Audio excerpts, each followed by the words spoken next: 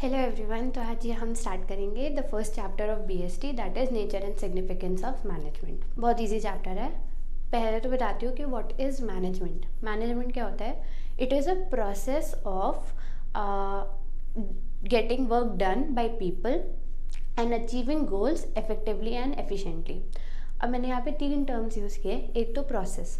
Process क्या होता है? प्रोसेस होता है series of inter related functions. अब मैनेजमेंट के बहुत सारे फंक्शंस होते हैं, जैसे planning, organising, directing, staffing, controlling. ये सब हम इनके अलग अलग चैप्टर्स हैं, हम डिटेल में आगे जाके पढ़ेंगे। बस बता रही हूँ कि ये मैनेजमेंट में बहुत सारे फंक्शंस होते हैं, वो series of inter related functions होते हैं। ठीक है, तो ये प्रोसेस हो गया। अब 2 टर्म्स आते हैं, एक होता है इफेक्टिव और एक होता है efficient.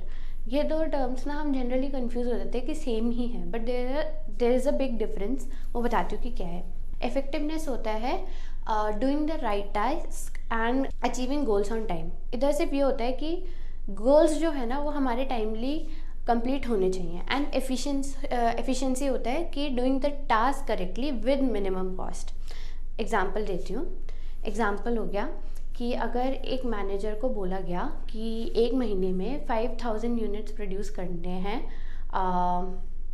At the cost of something, ठीक है, बट उसने एक महीने में 5000 यूनिट्स तो बना दी, ठीक है, बट द थिंग इज़ कि उसने जो वो कॉस्ट दे रखी थी उससे ज़्यादा एक्सीड करके, ज़्यादा रिसोर्सेज यूज़ करके, कॉस्ट ऑफ प्रोडक्शन बहुत हाई चली गई, वो किया, तो he is not efficient, he is effective. ठीक है, तो यहाँ पे अगर एक चीज़ बताऊँ तो it focuses on and result. और एफिशिएंट का अगर एग्जांपल दूँ कि वही सेम एग्जांपल को ले लें कि अगर 5000 यूनिट्स का था, एक महीने में करना था और इतनी कॉस्ट दे रखी थी, तो उसने मिनिमम कॉस्ट में किया। कॉस्ट ऑफ प्रोडक्ट जितना कॉस्ट दिया था उससे कम कॉस्ट में किया उस मैनेजर में, बट एक महीने से ज़्यादा लिया उसने, 1.5 मंथ्स ले लिया जैसे, और यूनिट भी उसने उतनी प्रोड्यूस की। तो he is efficient but he is not effective. Time पे कंप्लीट नहीं किया उसने, बट कॉस्ट उसने कम लगाई, तो ही इज़ एफिशिएंट। ठीक है, तो ये क्या करता है? It focuses on cost benefit analysis. ये 2 टर्म्स याद रखना क्योंकि ये आती है एज इट इज़ एमसीक्यू में। अब ये 2 मेन चीज़ें, मैंने एग्जांपल भी दे दिया। I hope it's clear. अब नेक्स्ट पे आते हैं, कैरेक्टरिस्टिक्स ऑफ मैनेजमेंट। सबसे पहले it is a goal oriented process. Goal oriented process मतलब कि हर ऑर्गेनाइजेशन एक बेसिक गोल के लिए एग्जिस्ट करता है। कोई गोल होगा तभी तो वो बिजनेस बना है ना।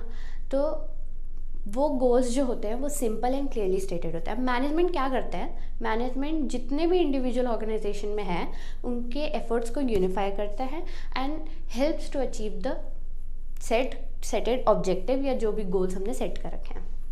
फिर आता है परवेसिव। परवेसिव मतलब मैंने जैसे बता रखा है ऑलरेडी कि परवेसिव मतलब कि हर ऑर्गेनाइजेशन में मैनेजमेंट इज़ नेसेसरी। वेदर वो एक पेट्रोल पंप हो या एक हॉस्पिटल हो, मैनेजमेंट तो चाहिए ही चाहिए, है ना।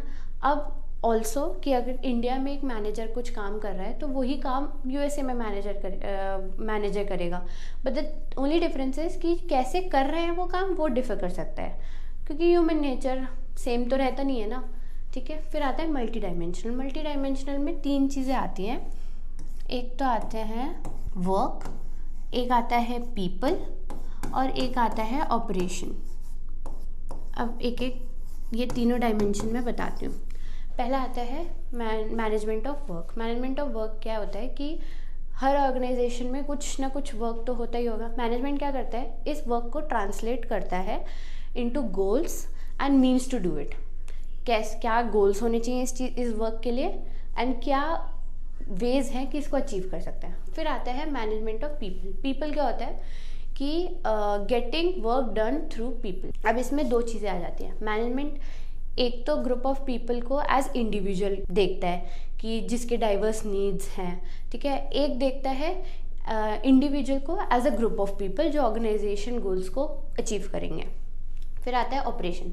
जो ऑपरेशन है ना वो ये दोनों का कॉम्बिनेशन है एंड इट मीन्स कि मैनेजमेंट में एक ऑर्गेनाइजेशन में for the survival and growth उस ऑर्गेनाइजेशन की कोई goods and services basic produce करता होगा, तो यही ऑपरेशन होता है कि जो इनपुट्स वो ले रहा है उसको डिज़ायरेबल आउटपुट में प्रोड्यूस करे। इजी।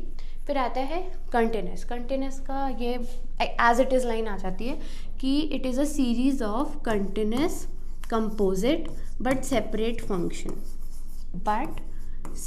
फंक्शन। इसका मतलब क्या होता है कि मैनेजमेंट के बहुत सारे फंक्शंस होते हैं, जैसे बताया था मैंने प्लानिंग, स्टाफिंग, ऑर्गेनाइजिंग, डायरेक्टिंग, ये सब फंक्शंस होते हैं। तो ये जो फंक्शंस हैं ये साइमल्टेनियसली मैनेजर परफॉर्म करते ही रहते हैं, ये रुकते नहीं है प्रोसेस। तो ये कंटिन्यूस फंक्शन है। फिर आता है ग्रुप एक्टिविटी। ग्रुप एक्टिविटी मतलब कि management is a combination of individual with diverse needs, है ना। तो ये इसके दो इम्पॉर्टेंट कीवर्ड्स हैं कि team work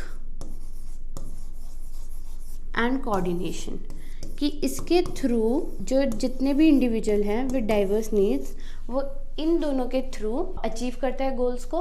and at the same time जो मैनेजमेंट है उसको ध्यान रखना चाहिए कि इनके भी पर्सनल जो ऑब्जेक्टिव्स हैं वो पूरे हो रहे हैं। ठीक है, ये जो मैं कीवर्ड्स बता रही हूँ ना, दीज आर वेरी इंपॉर्टेंट। मैं बोल भी रही हूँ, मैं लिख भी रही हूँ, ये वेरी इंपॉर्टेंट है क्योंकि एमसीक्यू में एज इट इज़ यही कीवर्ड्स आते हैं। प्लीज़ ये कीवर्ड्स को ध्यान से सुनना, एंड इसके अलावा कुछ करने की ज़रूरत है ही नहीं। ये बुक में कीवर्ड्स हैं, एग्जाम्पल भी मैं दे रही हूँ, यही एग्जाम्पल और कीवर्ड्स आते हैं और कुछ नहीं आता। फिर आता है डायनामिक।